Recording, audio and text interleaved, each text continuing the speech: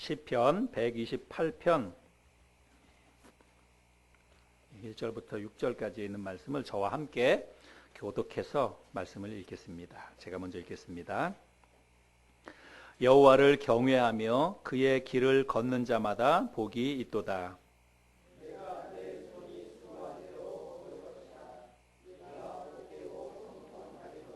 네 집 안방에 있는 네 아내는 결실한 포도나무 같으며 네 식탁에 둘러앉은 자식들은 어린 감람나무 같으리로다. 여호와께서 시온에서 내게 복을 주실지어다. 너는 평생에 예루살렘의 번영을 보며 내 자식의 자식을 볼지어다. 이스라엘에게 평강이 있을지로다. 아멘. 제가 어느 날 아내와 함께 외출을 했다가 같이 집에 들어오게 되었습니다. 차를 주차장에 세우고 이제 집으로 들어가는데 저희 집은 2층이거든요. 저희 집으로 들어가기 위해서는 두 개의 문을 통과해야 됩니다. 1층에 있는 현관문을 통과해야 되고, 그리고 2층에 있는 우리 집 문을 열고 들어가야 됩니다. 그런데 다 비밀번호가 다 설정이 되어 있죠. 근데 이제 1층에 있는 그 현관의 비밀번호는 샵을 누르고 번호 4개 누르고 샵을 눌러야 됩니다. 그러면 이제 문이 열립니다. 근데 저희 집 2층에 있는 저희 집은 그 뚜껑을 열고 번호 4개를 누르고 뚜껑을 닫으면 이제 문이 열립니다. 근데 그날 이제 아내와 함께 차를 세우고 들어가는데 아내가 먼저 내려서 현관문 1층에 있는 현관문을 열었어요. 그리고 이제 들어가길래 저도 따라서 들어갔습니다. 근데 아내가 2층에 올라가서 이게 번호를 그 뚜껑을 열고 번호를 눌러야 되는데 가만히 서 있는 거예요. 가만히 서서 멀뚱멀뚱 제 얼굴을 쳐다보고 있는 겁니다. 그래서 제가 비밀번호 잊어버렸지 그랬더니 그렇다는 거예요. 갑자기 생각이 안 난다는 것입니다. 그래서 그냥 가만히 있어요. 그래서 제가 어떻게 했겠습니까? 제가 열지 않고 가만히 있었습니다. 그래서 한번 생각해 보라고, 생각날 때까지 그냥 기다리겠다고. 그래서 가만히 있었어요. 그랬더니 버럭 화를 내면서 빨리 열으라고 나한테. 나이 먹으면 조금 말을 잘 들어야 됩니다. 빨리빨리. 그래서 제가 열고 그래서 들어갔습니다. 근데 그런 것만 아니라 언젠가는 저하고 그 유리하고 집 안에 있는데 집사람이 이제 밖에서 들어오는 거예요. 근데 바깥에서 띠띠띠띠 누르는데 안 열리는 거예요. 띠띠띠띠 눌렀는데 안 열리는 거예요. 계속 잘못 누르는 거예요. 근데 이게 비밀번호도 잘못 누르는 거 몇 번 되면 이게 잠겨버리잖아요. 그래서 제가 얼른 나가가지고 또 문을 열어줬습니다. 그랬더니 유리가 우리 엄마 벌써 큰일 났다고 그런 얘기를 했습니다. 근데 사실은요, 제 아내만 그런 게 아니에요. 저도 가끔 그렇더라고요. 그래서 저도 언젠가 한 번은 진짜 이게 번호가 생각이 도무지 안 나는 겁니다. 그래서 그냥 밖에서 한참 있다가 그 유리한테 제가 문자로 한번 물어본 적이 있어요. 우리 집 비밀번호 뭐냐고. 그래서 들어갔던 적이 있습니다. 그래서 제가 그때 이후로 이게 안 되겠다 이런 생각이 들었어요. 그래서 제가 진짜로 제 핸드폰에다가 1층 현관 비밀번호하고 우리 집 비밀번호하고 핸드폰에 보면 메모 기능이 있잖아요. 그래서 핸드폰 메모장에다가 2개 그거 비밀번호를 다 적어놨습니다. 혹시라도 저 혼자 있을 때 생각이 안 날까봐 그거를 적어놨습니다.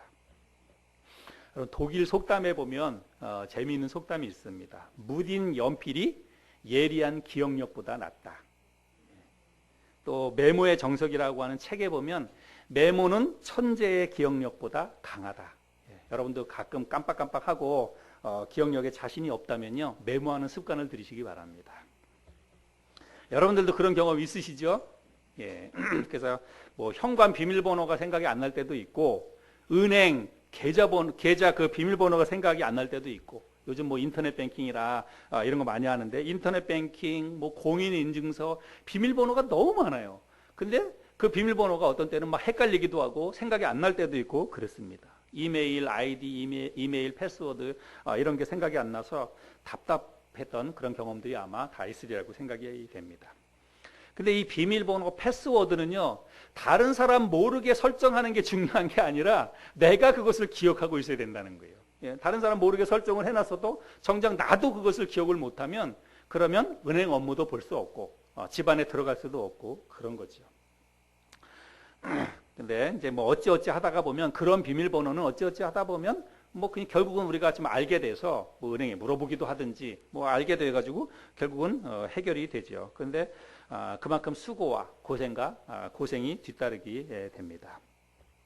근데 이런 어떤 패스워드 같은 거는 실제로 우리 생활에서 아주 심각한 타격을 주는 그런 것은 아닙니다. 조금 고생스럽고 조금 뭐 수고스러울 그 정도이겠죠. 아니면 뭐 옆에 있는 사람에게 좀 띨빵하다, 예, 그런 소리 정도를 듣는 것이겠지요. 근데 여러분, 우리가 살아가면서 반드시 알아야 될 패스워드가 있습니다.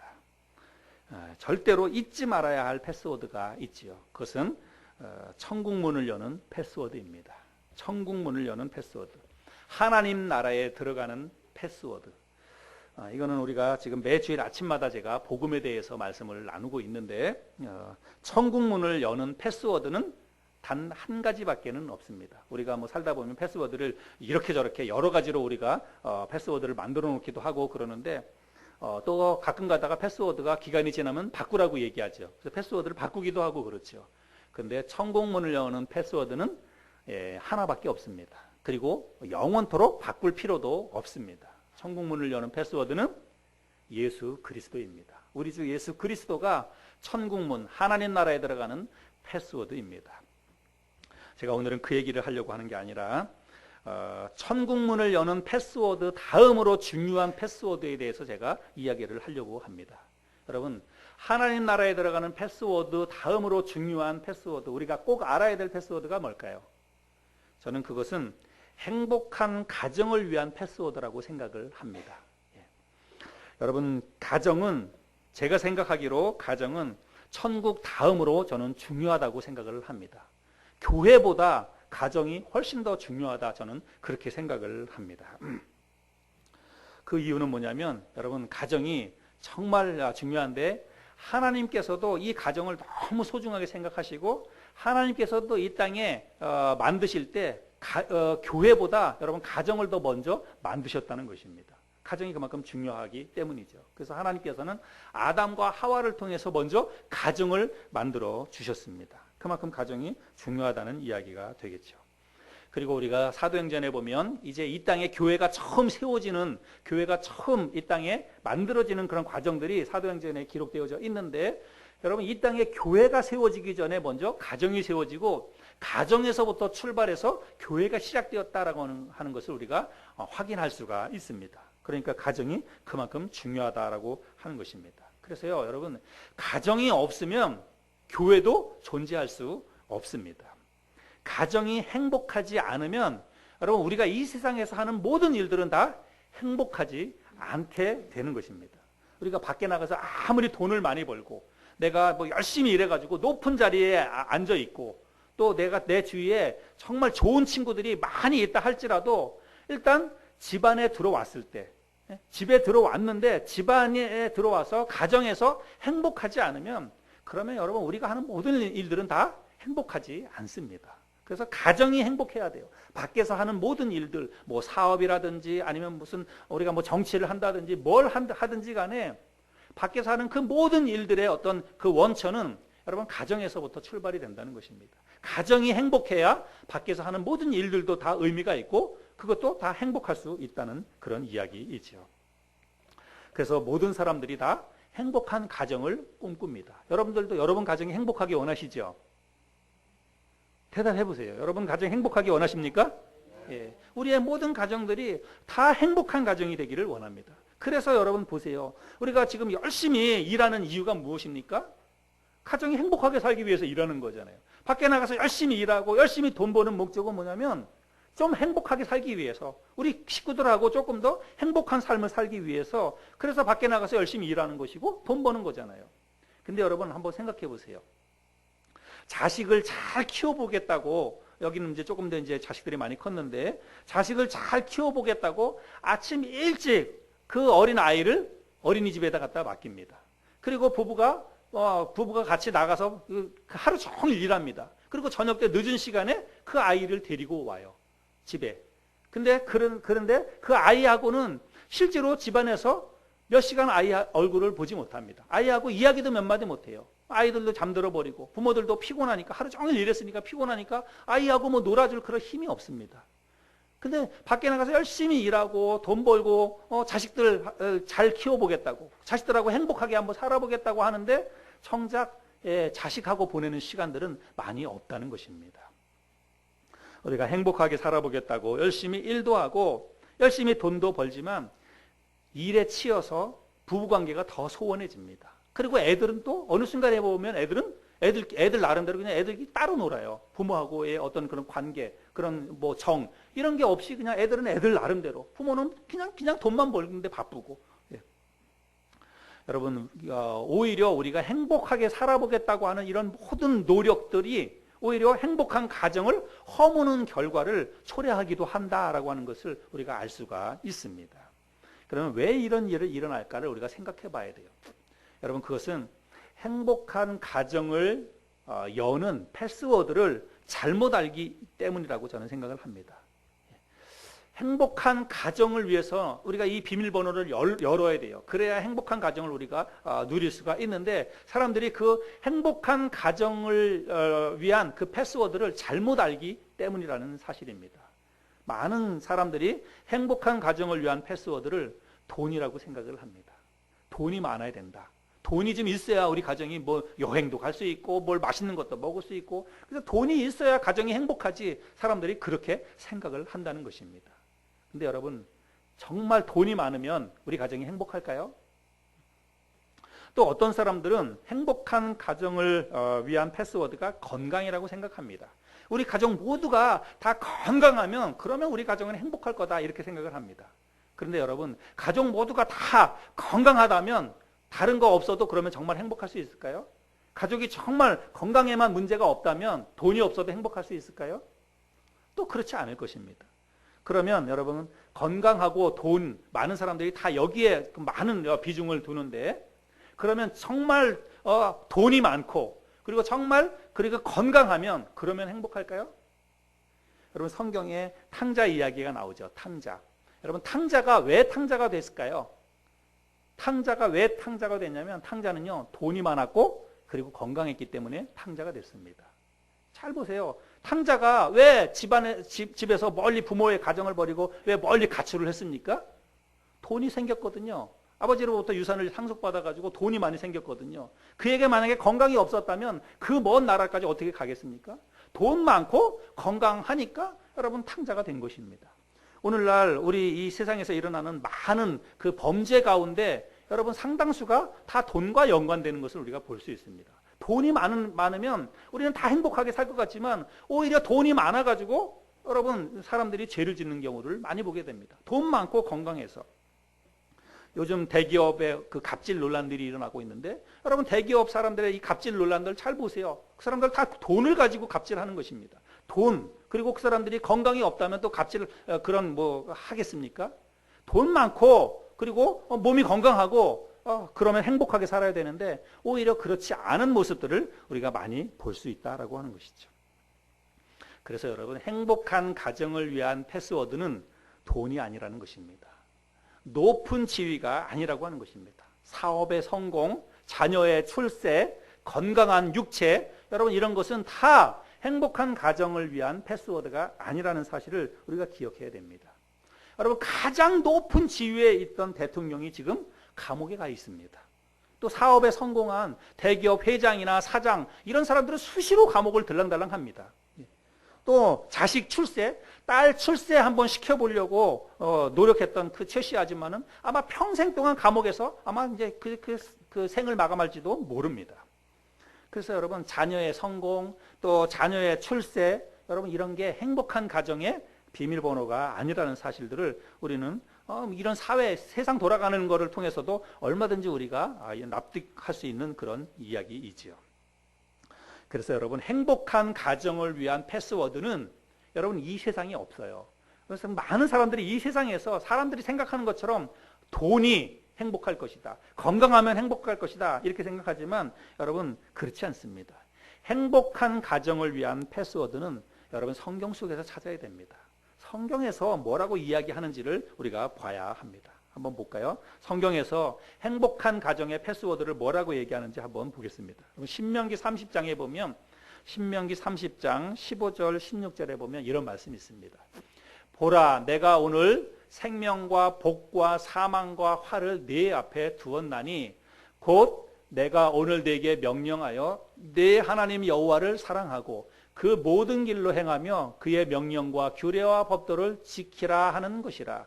이 말씀에 보면 여러분, 우리에게 있는 이 행복이 어디에서부터 오냐면 하나님을 사랑하고 그리고 하나님의 명령과 규례와 법도를 지키는 것이다 라고 이야기하고 있습니다.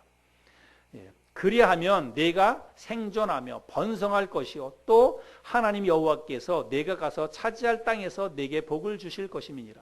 하나님이 말씀하시는 명령과 규례와 법도를 지키라. 그리하면 네가 생존하며 번성할 것이요, 이렇게 말씀하고 있습니다.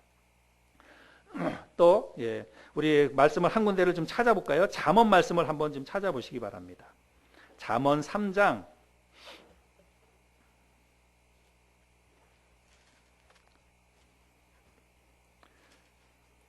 이 말씀을 우리가 찾아서 같이 한번 좀 보겠습니다. 잠언 3장 1절부터 10절까지 있는데 이 말씀에 행복한 가정의 그 비결에 대해서 이야기하고 있습니다. 제가 읽어보겠습니다. 내 아들아, 나의 법을 잊어버리지 말고 내 마음으로 나의 명령을 지키라. 그리하면 그것이 네가 장수하여 많은 해를 누리게 하며 평강을 더하게 하리라. 인자와 진리가 내게서 떠나지 말게 하고 그것을 내 목에 매며 내 마음판에 새기라. 그리하면 네가 하나님과 사람 앞에서 은총과 귀중히 여김을 받으리라. 너는 마음을 다하여 여호와를 신뢰하고 내 명철을 의지하지 말라. 너는 범사의 그를 인정하라. 그리하면 내 길을 지도하시리라. 스스로 지혜롭게 여기지 말지어다. 여호와를 경외하며 악을 떠날지어다. 이것이 내 몸의 양약이 되어 내 골수를 윤택하게 하리라. 내 재물과 내 소산물의 처음 익은 열매로 여호와를 공경하라. 그리하면 내 창고가 가득히 차고 내 포도즙 틀에 새 포도즙이 넘치리라. 여러분, 여기 있는 말씀을 잘 읽어보면 여기에 장수의 축복이 있습니다.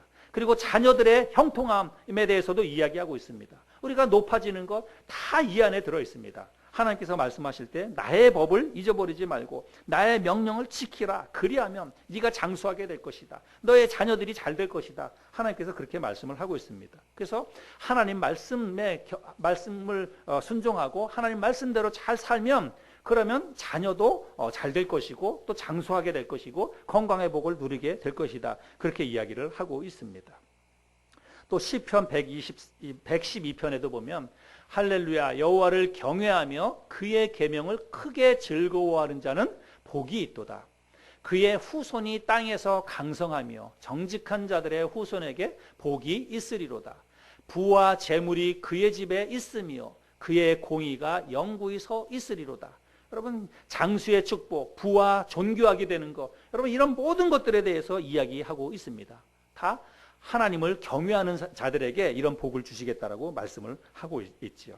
오늘 본문 말씀에서도 이런 내용을 똑같이 이야기하고 있는데, 여러분 오늘 본문으로 돌아가서 보면 2절의 말씀에 보면 이런 말씀이 있죠. 내가 내 손이 수고한 대로 먹을 것이라. 내가 복되고 형통하리로다. 여러분, 우리 사람들이요 일확천금을 노려서 그렇지 사실은 수고한 대로 먹는 것만큼 그런 축복이 없습니다. 그렇죠? 여러분, 1년 농사를 내가 정말로 아침 새벽부터 밤 늦은 시간까지 나가서 그야말로 뼈 빠지게 일을 했는데 그 1년의 농사가 여러분 하루아침에 물거품이 되는 경우를 우리가 얼마나 많이 봅니까? 한번 태풍이 몰아치면 그냥 끝나는 거예요. 과수원 농사 같은 거 한번 그냥 태풍 하루 그냥 한나절 태풍 한번 치면 1년 농사가 다 물거품이 됩니다. 그런데 여러분, 내가 수고한 대로 먹을 것이다. 여러분, 이게 얼마나 큰 축복입니까? 내가 땀 흘려서 노력한 만큼 그만큼 결실이 주어진다는 것이죠. 이건 큰 축복을 이야기하는 것입니다. 또 3절 말씀에 보면 내 집 안방에 있는 내 아내는 결실한 포도나무 같으며 내 식탁에 둘러앉은 자식들은 어린 감람나무 같으리로다. 이게 아내와 자식들이 한 식탁에 앉아서 같이 음식을 나누는 그런 아름다운 한 가정의 모습을 보여주고 있습니다. 그런데 여러분, 여기 지금 수고한 대로 먹는 그런 축복, 그리고 아내와 자식들이 한 상에 둘러앉아서 그렇게 맛있는 식사를 나누는 아름다운 한 가정의 이런 모습을 이야기하고 있는데, 여러분 어떤 가정이 이런 복을 누리게 된다고 말씀합니까? 어떤 가정에게 이런 축복을 주신다고 말씀합니까? 오늘 본문 말씀에서 4절에 보면 여호와를 경외하는 자는 이같이 복을 얻으리로다. 또 1절에도 여호와를 경외하며 그의 길을 걷는 자마다 복이 있도다. 그래서 하나님을 경외하는 사람, 하나님을 경외하는 그 가정이 수고한 대로 먹는 축복을 누리게 되는 것이고, 아내와 자식들이 한 상에 둘러 앉아가지고 행복하게 웃으면서 맛있는 식사를 나누는 그런 축복을 누리게 된다라고 이야기하고 있습니다. 그래서 여러분, 행복한 가정의 패스워드를 성경에서 뭐라고 얘기하냐면 하나님을 경외하는 것이다 라고 이야기합니다. 저를 따라 해보시기 바랍니다. 하나님을 경외하는 것. 하나님을 경외하는 것이 행복한 가정을 여는 비밀번호다라고 성경에서 이야기합니다. 그래서 장수의 축복, 자녀의 성공, 물질의 축복, 이 모든 것의 비결이 여러분 하나님을 경외하는 것에 달려 있다라고 이야기합니다. 여러분 이건 그냥 하는 말이 아니에요. 이건 하나님의 말씀입니다. 우리가 지금 성경 말씀을 읽었잖아요. 그리고 이거는 하나님께서 이 땅에 있는 하나님의 자녀들에게 하시는 약속입니다. 내가 그렇게 해주겠다는 거예요. 너희들이 나를 경외하면 내가 너희들을 축복해 주겠다는 하나님의 약속입니다. 자녀들도 잘 되게 해줄 것이고 장수의 복을 누리게 해 주실 것이다. 하나님이 그렇게 약속을 하고 있습니다. 그런데 여러분, 그런데도 오늘날 많은 그리스도인들이 하나님을 경외하는 것보다 어떤 일에 더 많이 신경을 씁니까? 돈 버는 일에 더 신경을 많이 씁니다. 하나님은 너희들이 정말 복을 받고 너희의 가정이 정말 너희들이 평생 꿈꾸는 그 행복한 가정을 위해서는 나를 경외하면 내가 너희들에게 다 주겠다 하나님이 약속하는데, 사람들은 하나님이 다 주겠다는 그 약속의 말씀을 믿지 않고 돈 버는 일을 위해서 혈안이 된다는 것입니다. 돈 버는 일에 더 신경을 많이 쓴다는 것입니다. 그래서 어떻게 하면 재산을 좀 늘려볼까? 어떻게 하면 좀 더 건강하게 살 수 있을까? 어떻게 하면 좀 더 건강하게 오래 살 수 있을까? 사람들이 그런 일에 더 신경을 쓴다는 거예요. 그래서 정말로 하나님을 경외하는 일은 뒷전으로 밀어두고 방법론을 찾아 나서는 거예요. 어떻게 하면 더 건강할까? 어떻게 하면 돈을 많이 벌까? 어떻게 하면 또 장수 오래오래 살까? 그 방법론을 찾아서 다니는 거예요. 하나님은 방법론을 이야기하지 않고 원론을 이야기했습니다. 너희들이 정말 나를 경외하면 그 모든 것을, 너희들이 원하는 것을 다 주겠다라고 하나님이 약속해 주셨는데, 우리는 그 하나님의 약속의 말씀을 뒤에 제껴두고 그저 눈에 보이는 방법론을 찾아서 우리가 혈안이 된다는 것입니다. 하나님은 나를 경외하면 모든 것을 주겠다고 말씀합니다. 우리가 그 하나님의 약속의 말씀을 잘 기억해야 합니다. 그러면 여러분, 하나님을 경외한다라고 하는 것은 어떤 의미일까요? 하나님을 경외한다. 하나님을 경외하는 자들에게 내가 복을 주겠다고 하나님이 말씀하셨는데, 하나님을 경외한다는 게 그러면 우리가 실제 생활에서 어떻게 하는 게 하나님을 경외하는 것일까요? 그걸 알아야 우리가 이제 행복한 가정을 우리가 만들어 가겠죠. 근데 경외라고 하는 말은 영어에서는 보면 fear 이렇게 되어 있습니다. 근데 fear이라고 하는 이 단어는요, 원래 단어의 뜻은 무서움, 두려움 이런 뜻입니다. 그래서 제가 그 다른 번역 성경들을 다 찾아봤어요. 영어 성경 번역본들을 다 찾아봤는데 다 똑같이 저렇게 fear 이렇게 되어 있습니다. 경외라고 하는 단어를 저렇게 영어 성경에서도 다 fear이라고 하는 단어로 그렇게 번역을 해놓고 있습니다. 그래서 하나님을 경외한다라고 하는 것은 하나님을 두려워한다라고 하는 그런 뜻이 됩니다. 1차적으로는. 그래서 하나님을 두려워해야 된다는 거예요. 그런데 여러분 보세요. 오늘날 사람들이 하나님을 두려워합니까? 오늘날 이 세상에 있는 사람들이 하나님을 정말로 무서워하고 하나님을 정말로 두려워합니까? 아니에요. 사람들은 하나님을 두려워하지 않습니다. 하나님을 전혀 무서워하지 않아요. 그런데 하나님을 믿지 않는 사람들이야 뭐 잘 믿지 않으니까, 잘 모르니까 하나님을 두려워하지 않을 수 있습니다. 그런데 여러분, 심각한 거는 뭐냐면 예수 믿는 사람들, 하나님을 믿는 사람들조차도 하나님을 두려워하지 않는다는 것입니다. 하나님을 정말로 두려워하지 않아요. 하나님을 정말로 무서워하지 않습니다. 여러분 스스로를 한번 가슴에 손을 얹고 생각해 보세요. 정말 하나님이 두려운 분인지, 여러분의 삶 속에서 정말 하나님을 두려워하는 마음이 정말로 있는지 한번 생각해 보시기를 바랍니다. 여러분, 우리 그리스도인들은 정말 하나님을 두려워할 줄 알아야 됩니다. 하나님을 정말로 무서워할 줄 알아야 합니다. 근데 여러분, 경외라고 하는 말은 단지 그런 의미만 있는 것이 아닙니다. 경외라고 하는 말 속에 물론 하나님을 두려워해야 된다, 하나님을 진짜로 무서워해야 된다, 그런 의미도 당연히 들어가 있습니다. 그런데 경외라고 하는 말 그 단어 속에는 그런 의미만 있는 것이 아닙니다. 여러분, 창세기 22장에 보면 하나님을 경외한다라고 하는 것이 어떤 의미인지를 정확하게 이야기해 주는 그 내용이 창세기 22장에 있습니다. 근데 창세기 22장은 제가 성경을 보면서 가장 슬픈 이야기예요. 그리고 가장 가슴 아픈 이야기가 창세기 22장에 기록되어져 있습니다. 저는 언젠가 그 창세기 22장 말씀을 읽으면서 정말 많이 울었어요. 근데 여러분, 창세기 22장 말씀 우리들이 잘 아는 내용이죠. 아브라함이 그 독자 이삭을 하나님 앞에 번제로 드리는 내용이 바로 창세기 22장에 기록되어져 있는 말씀입니다. 하나님께서 어느 날 아브라함을 불러서 그 독자 이삭을 모리아 산으로 가서 번제물로 드리라고 이야기합니다. 번제로 드리라고 하는 것은 죽여서 불에 태워서 그 제단으로 그 하나님 앞에 그렇게 제물로 드리라는 그런 이야기입니다. 근데 하나님께서 아브라함에게 주셨던 그 아들 독자 이삭이 어떻게 해서 주신 아들입니까? 정말로 너무나 힘들게 어렵게 사라의 경수가 끊어진 상태에서 하나님께서 그들에게 복으로 주신 그 아들이 이삭 아닙니까? 그리고 그 이삭을 통해서 이스라엘의 큰 민족을 이루겠다고 약속해 주셨던 그 아들 아닙니까? 그런데 하나님께서 그 아들을 제물로 드리라는 거예요. 근데 아브라함이 그 하나님의 말씀을 듣고 그렇게 합니다. 그렇게 하잖아요. 그래서 그 독자 이삭을 데리고 모리아 산으로 가서 번제로 드립니다. 제단을 만들고 나무를 쌓고 그리고 그 아들 독자 이삭을 결박을 시켜가지고 그 번제단 위에 올려놓습니다. 그리고 가지고 갔던 칼로 그 아들을 내리쳐서 그 아들을 죽이고 그리고 이제 번제로 하나님 앞에 제물로 드리려고 하는 것이죠. 그래서 아들을 다 결박해서 제단 위에 올려놓고 이제 마지막으로 칼을 빼서 그 아들을 잡으려고 하는 그 순간에 하나님께서 천사를 통해서 아브라함에게 말씀을 하시지요. 뭐라고 말씀하시냐면 사자가 이르시되, 천사입니다. 그 아이에게 내 손을 대지 말라. 그에게 아무 일도 하지 말라.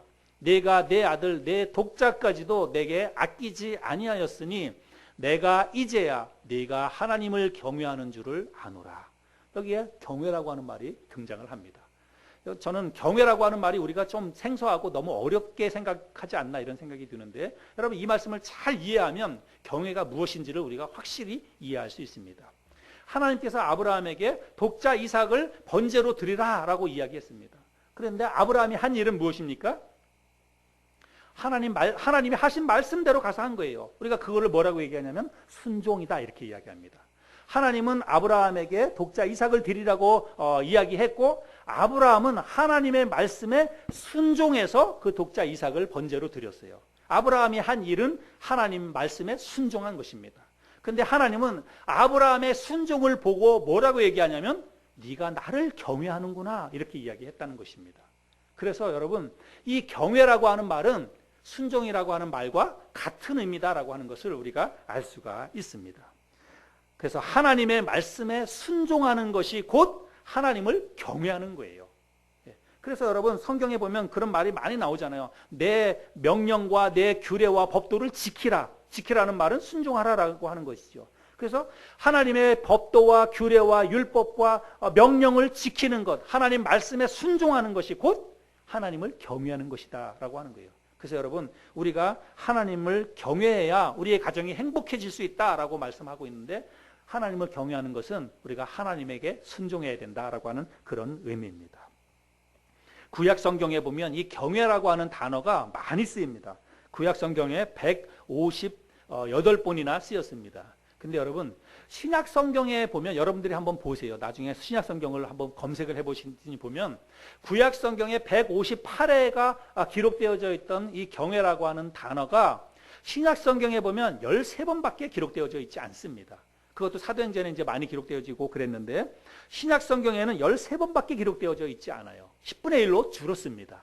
그러면 여러분, 경외라고 하는 이 단어가, 하나님을 경외한다라고 하는 이 단어가 굉장히 중요한 단어인데, 하나님과 우리 사이에서 이게 너무나 중요한 단어잖아요. 그런데 구약 성경에 그렇게 많이 기록되어져 있던 이 경외라고 하는 단어가 신약 성경에 오면 10분의 1로 줄었다는 거예요. 그러면 여러분 이게 왜 그럴까 우리가 생각을 해야 됩니다. 그 단어가 왜 이렇게 줄어들었을까? 구약 성경에서는 사람들이 하나님을 경배했고, 신약 성경에서는 이제 하나님을 예배하는 게 아니라 예수님을 섬겨야 되는 것이기 때문에 이렇게 경외라고 하는 단어가 달라졌나, 많이 줄어들었나, 사람들이 그렇게 생각하기도 하고. 그런데 여러분 그건 전혀 아니죠. 왜 구약 성경에 그렇게 많이 기록되어져 있던 경외라고 하는 단어가 신약 성경에서는 10분의 1로 줄었을까?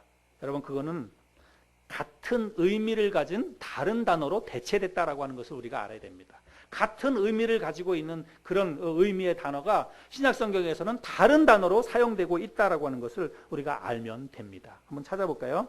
요한복음 14장 21절에 보면 같이 읽어보겠습니다. 자막을 보고 읽어보겠습니다. 시작. 나의 계명을 지키는 자라야 나를 사랑하는 자니, 나를 사랑하는 자는 내 아버지께 사랑을 받을 것이요 나도 그를 사랑하여 그에게 나를 나타내리라. 구약 성경에 있는 계명, 율법, 법도, 규례 이런 것들을 나의 계명을 지키는 것, 그것이 곧 나를 사랑하는 것이다 라고 이야기하고 있습니다. 그래서 계명, 율법 이런 걸 지키는 것을 신약 성경에서는 사랑으로 지금 말씀하고 있다라고 하는 것을 우리가 확인해 볼 수 있습니다. 그 다음에 우리 마태복음은 한번 찾아보겠습니다. 여러분 마태복음 22장을 한번 찾아보시기 바랍니다. 구약의 경외라고 하는 단어가 신약 성경에서는 뭘로 사용되고 있는지 한번 보겠습니다. 마태복음 22장.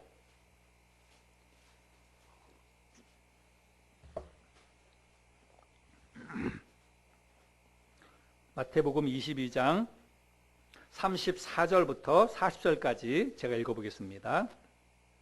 예수께서 사두개인들로 대답할 수 없게 하셨다 함을 바리새인들이 듣고 모였는데, 그 중에 한 율법사가 예수를 시험하여 묻되, 선생님, 율법 중에서 어느 계명이 크니이까? 예수께서 이르시되, 내 마음을 다하고 목숨을 다하고 뜻을 다하여 주 너의 하나님을 사랑하라 하셨으니 이것이 크고 첫째 되는 계명이요 둘째도 그와 같으니 내 이웃을 내 자신같이 사랑하라 하셨으니 이 두 계명이 온 율법과 선지자의 강령이니라.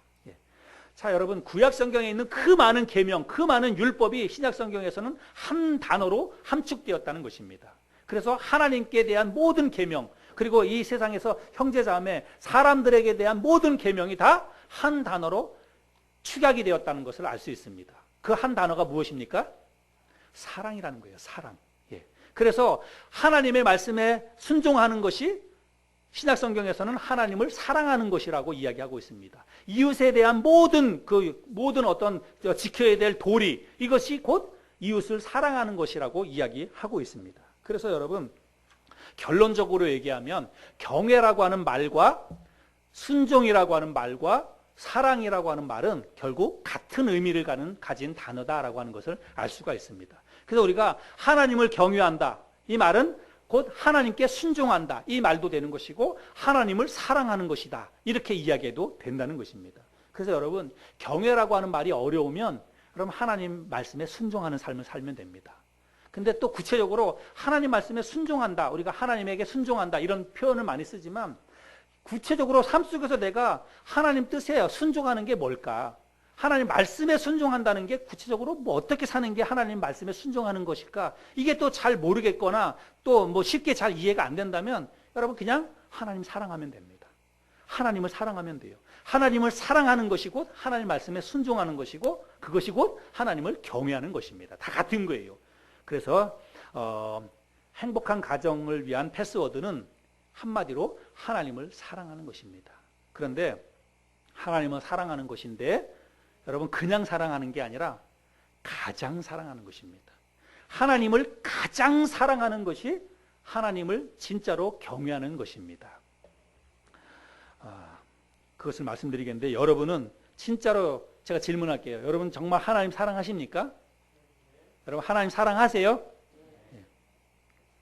주님을 3번씩이나 부인했던 그리고 주님 곁을 도망쳤죠. 그 도망쳤던 베드로를 부활하신 주님께서 그 베드로를 다시 찾아갑니다. 그리고 디베랴 바닷가에서 베드로에게 질문을 합니다. 요한의 아들 시몬아, 네가 나를 사랑하느냐? 요한의 아들 시몬아, 네가 다른 사람들보다 나를 더 사랑하느냐? 예수님께서 베드로에게 3번 질문을 하십니다. 근데 여러분 우리가 잘 알죠.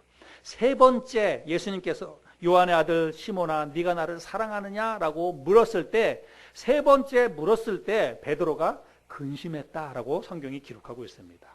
공동 번역 성경에서는 슬퍼했다라고 번역하고 있고, 새 번역 성경에서는 불안해했다라고 말씀하고 있습니다. 첫 번째, 두 번째, 네가 나를 사랑하느냐라고 물었을 때는 내가 주님 사랑합니다. 내가 주님 사랑하는 거 주님이 아시지 않습니까? 라고 이야기했는데, 주님이 똑같은 질문을 반복해서 3번째 했을 때 네가 나를 다른 사람들보다 더 사랑하느냐라고 물었을 때 베드로는 근심했다는 것입니다. 슬퍼했대요.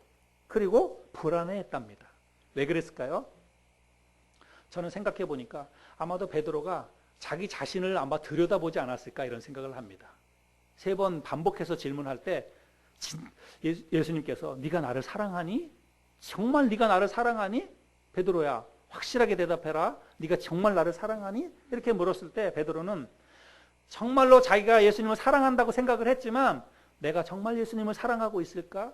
내가 진짜 예수님을 사랑하고 있는 걸까? 아마 그런 마음속에 그런 마음이 들었을 거예요. 그러니까 마음속에 불안한 마음 이런 게 들었지 않았을까 이런 생각이 됩니다. 여러분 정말 우리 하나님 사랑하십니까? 예.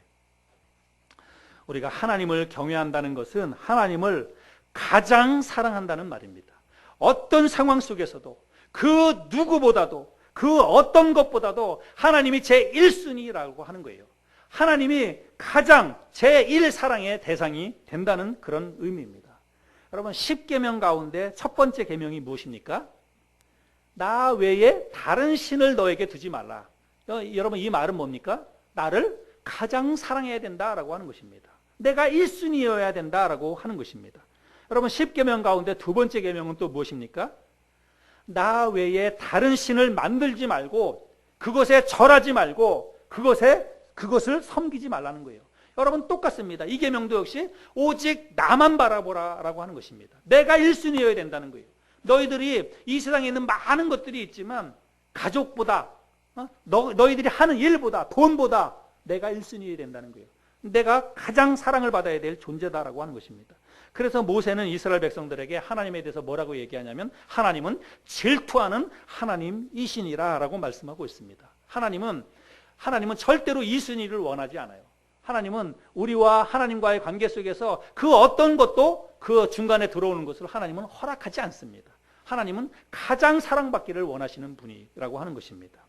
그래서 우리가 하나님을 경외한다라고 하는 것은 하나님을 사랑한다라고 하는 것인데, 여러분 그냥 사랑하는 게 아니에요. 내가 다른 사람도 사랑하고 내가 하는 일도 사랑하고 돈도 사랑하고 그러면서 하나님도 사랑하는 것은 그건 사랑이 아니라고 하는 것입니다. 그렇게 하나님 사랑하는 것은 하나님을 경외하는 것이 아닙니다. 우리가 만약에 그렇게 하나님을 사랑한다면 우리의 가정은 행복할 수 없다라고 하는 것입니다. 하나님을 가장 사랑해야 된다는 거예요. 하나님이 1순위가 돼야 된다라고 하는 것입니다. 행복한 가정의 패스워드는 하나님을 가장 사랑하는 것입니다. 그래서 여러분의 가정이 하나님을 가장 사랑하면 여러분의 가정은, 제가 장담합니다, 여러분의 가정은 이 세상에서 가장 행복한 가정이 될 것입니다. 우리 가정 모두가 다 하나님을 가장 사랑하면 그러면 이 세상에서 우리의 가정은 가장 행복한 가정이 될 것입니다. 여러분 제가 서두에 우리 집사람과 그 예를 들었지만, 여러분 우리가 집에 들어가지 못하는 이유는요, 패스워드가 너무 어렵기 때문이 아닙니다. 여러분 우리가 집에 들어가지 못하는 이유는 패스워드를 잊어버리기 때문이에요. 패스워드를 기억하지 못하기 때문에 집에 들어가지 못하는 것입니다.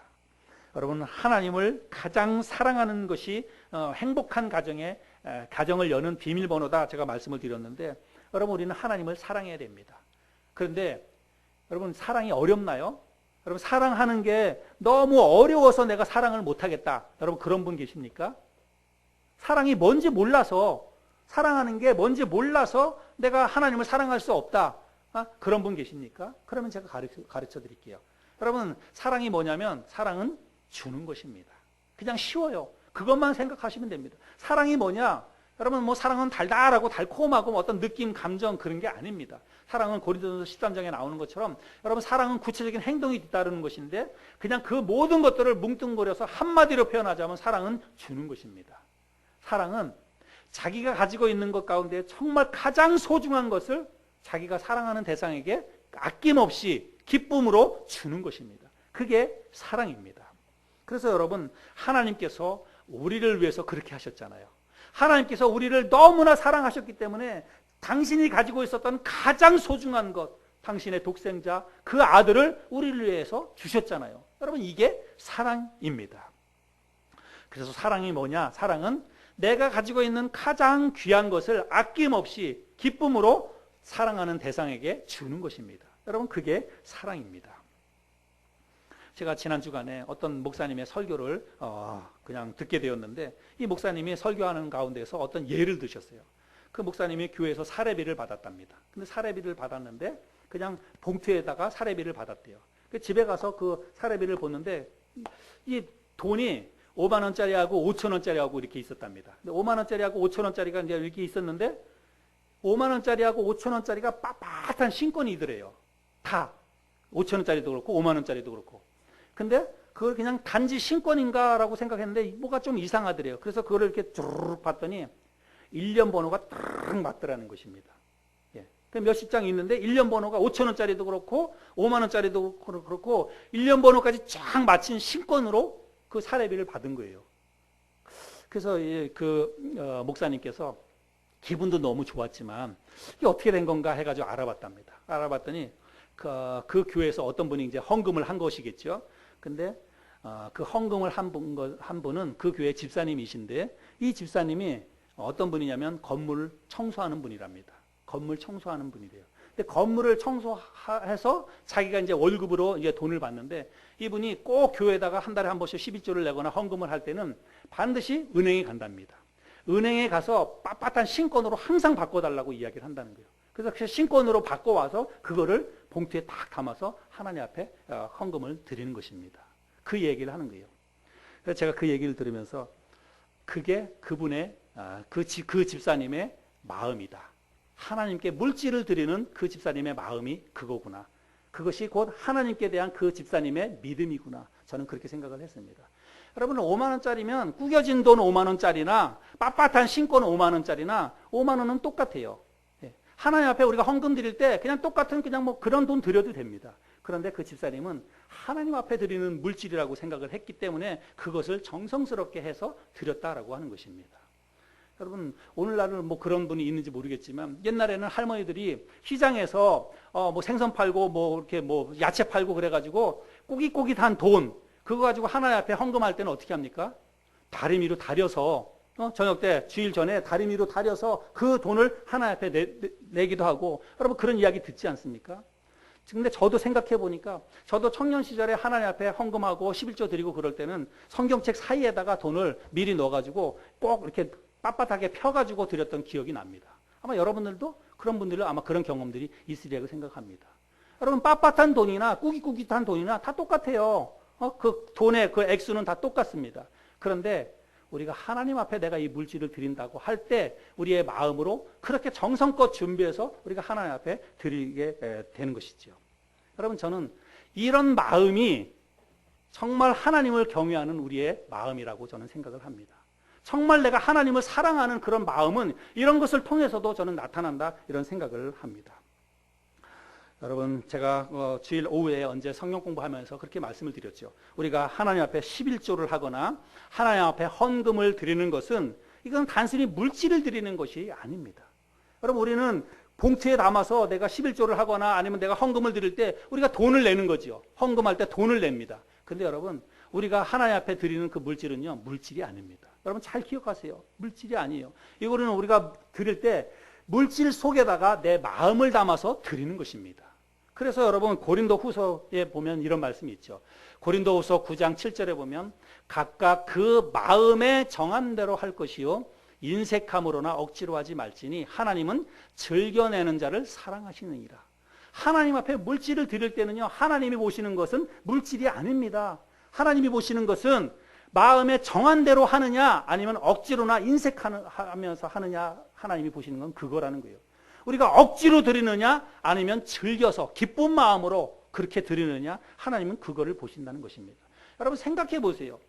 하나님이 이 우주 만물을 다 만드신 분이고 이 세상 모든 것의 주인이신데, 하나님이 우리가 드리는 그 물질, 그 돈, 액수, 그게 하나님에게 그게 중요한 것이 되겠습니까? 이 모든 것의 다 주인이 하나님이신데, 하나님은 우리가 하나님 앞에 어떤 마음으로 하나님 앞에 우리가 가진 것을 드리는지 그 마음의 중심을 보시는 분이 하나님이라고 하는 것입니다. 그래서 여러분, 하나님께 가장 좋은 것을 어떻게 하냐면 즐겨서, 즐겨낸다라고 하는 말은 기쁘게 드리는 것입니다. 정말로 아낌없이 드리는 것입니다. 그것이 바로 하나님을 사랑하는 거예요. 내가 정말 하나님을 사랑한다라고 한다면 내 몸도, 내 마음도, 그리고 내 시간도, 내 물질도 하나님께 기쁨으로 감사하면서 기꺼이 드리는 것이 진짜 하나님을 사랑하는 것입니다. 여러분, 그냥 물질뿐만이 아니라 시간과 내가 하나님 앞에 드리는 헌신과 이 모든 것들은요, 가장 중요한 것은 내가 몸이 교회에 와가지고 교회에서 뭐 1시간, 2시간 동안 열심히 땀 흘리면서 청소를 한다 할지라도 투덜투덜 하면서 아유, 그냥 왜 나만 하나? 아니면 막 그냥 투덜투덜 하면서 한다면 여러분, 그거는 교회 바닥은 깨끗하게 할 수 있을지 몰라도 하나님의 마음은 절대로 하나님의 마음을 감동시킬 수 없다는 사실입니다. 우리가 먼 거리에서부터 1시간 동안 차를 타고 와서 교회 와서 1시간 동안 청소하고 가도 내 마음속에 기쁨으로 감사함으로 정말로 자원하는 마음으로 그렇게 하지 않는 헌신은요, 하나님 앞에 절대로 연락될 수 없다는 사실입니다. 물질도 마찬가지예요.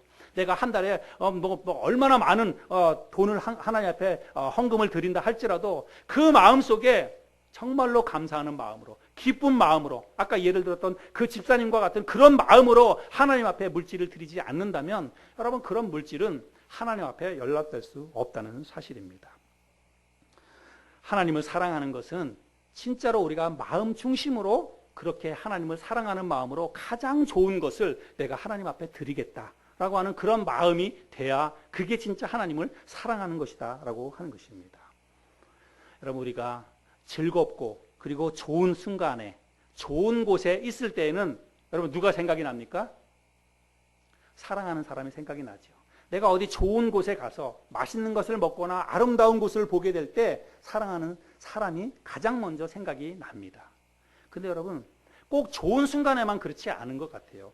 정말 내가 힘들고 어렵고 그리고 절망적인 순간에도 누가 생각이 납니까? 가장 사랑하는 사람이 생각이 납니다. 그렇죠. 정말 힘들고 낙담이 되고 정말 너무 힘들고 어려울 때는 정말 사랑하는 사람이 생각이 납니다. 왜 그럴까요? 그게 여러분 사랑의 힘이라는 거예요. 사랑은 그만큼 힘이, 능력이 있다는 것입니다. 가장 좋은 곳에서 가장 좋은 순간에도 사랑하는 사람이 생각이 나지만 가장 힘들고 어려운 순간에도 사랑하는 사람이 생각이 납니다. 여러분, 매 순간에 하나님이 가장 먼저 생각이 날 수 있기를 바랍니다. 여러분의 삶 속에서 가장 기쁘고 즐거운 순간에 여러분 하나님을 생각하실 수 있기를 바랍니다. 여러분이 가장 힘들고 절망스럽고 정말 낙담이 되는 그 순간에도 사람 생각하지 말고 가장 첫 번째로 우리의 머릿속에 하나님이 생각이 날 수 있기를 바랍니다. 그렇게 될 때 우리가 진짜 하나님을 사랑하는 거예요. 가장 좋은 순간에도 옆에 있는 가족들이나 다른 사람들 챙기고 그 다른 사람들 먼저 생각하는 것이 아니라 하나님 앞에 영광을 돌리고 하나님 앞에 감사기도 할 수 있을 때 진짜 내가 하나님을 사랑하는 것이 되는 것이고, 힘들고 좌절스럽고 절망스러운 순간에도 낙담하고 그냥 신세한탄하는 것이 아니라 하나님이 생각이 날 때, 하나님 앞에 무릎 꿇게 될 때 진짜 하나님을 사랑하게 되는 것이라는 것입니다.